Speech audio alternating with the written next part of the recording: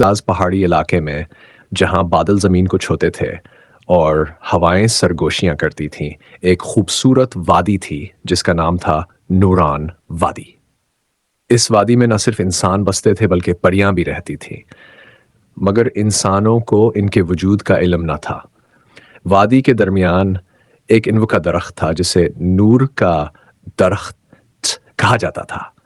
یہ درخت دن کے وقت تو عام سا لگتا، مگر جیسے ہی سورج غروب ہوتا اس کے پتے چمکنے لگتے اور اس سے سنہری روشنی پھوٹتی۔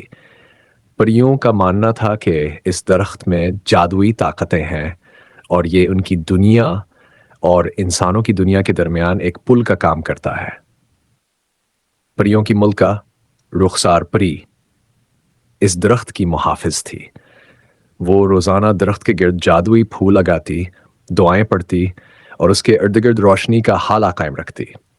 اس کے ساتھ اس کی سب سے پیاری شاگرد گل پری جو بھتنیک دلاور تجسس سے بھرپور تھی۔ ایک دن گل پری نے درخت کے نیچے ایک چھوٹے سے انسانی بچے کو بے ہوش پایا۔ وہ حیران ہوئی کیونکہ انسان کا بیاس درخت کے اتنے قریب نہیں آئے تھے۔ بچے کے کپڑے پھٹے ہوئے تھے، چہرہ ہمٹی سے اٹھا ہوا تھا اور وہ سسکیاں لے رہا تھا۔ گل پری فوراً اسے اٹھا کر اپنے دنیا میں لے گئی۔ پریوں نے اس بچے کا نام علی جب وہ میں آیا تو اس نے بتایا کہ وہ اپنے ماں باپ سے بچھڑ گیا ہے اور کئی دنوں سے جنگل میں بھٹک رہا تھا۔ گل پری کو اس پر رحم آیا اور اس نے رخسار پڑے سے اجازت لی کہ علی کچھ دن پریوں کی بستی میں رہ سکتا ہے۔ پریوں کی بستی جادو سے بھری ہوئی تھی۔ درخت بولتے تھے، تتلیاں موسیقی جاتی تھیں اور نہریں چاندی جی سا پانی بہاتے۔ علی پہلی بار اتنی خوبصورتی دیکھ کر حیران رہ گیا۔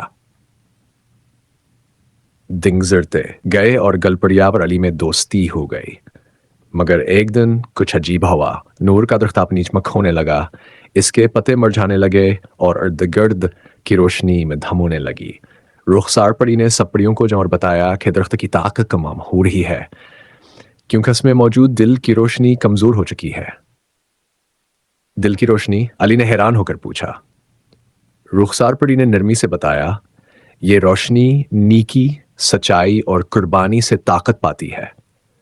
جب دنیا میں محبت کم ہو جائے تو درخت کی طاقت بھی کم ہو جاتی ہے۔ علی نے سوچا، اگر میں کچھ نیکی کروں تو شاید درخت دوبارہ چمکنے لگے۔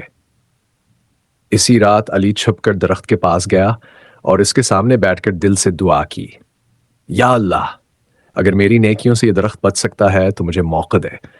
میں وعدہ کرتا ہوں کہ ہمیشہ سچ بولوں گا، دوسروں کی مدد کروں گا اور محبت پھیلاؤں گا۔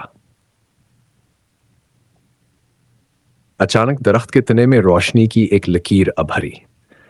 پتے آہستہ آہستہ جگمگانے لگے، پوری وادی سنہری روشنی سے بھر گئی۔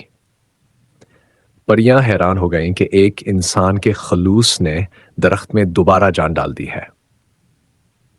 رخسار پری نے علی کو سینے سے لگایا اور کہا، تم نے ثابت کر دیا کہ انسان بھی محبت سے بھرا ہو سکتا ہے۔ چند دن بعد پریوں نے علی کو اس کے ماں باپ سے ملانے کا بندوبست کیا۔ گل پری کی آنکھوں میں آنسو تھے مگر دل خوشی سے بھرا ہوا تھا۔ علی رخصت ہوتے وقت بولا، میں وعدہ کرتا ہوں دنیا میں بھی اس روشنی کو زندہ رکھوں گا۔ اس دن سے نور کا درخت پہلے سے زیادہ روشن ہو گیا۔ پریوں نے درخت کے پاس ایک چھوٹا سا کتبہ نصب کیا جس پر لکھا تھا، نیکی، محبت اور خلوص ہی اصل جادو ہے۔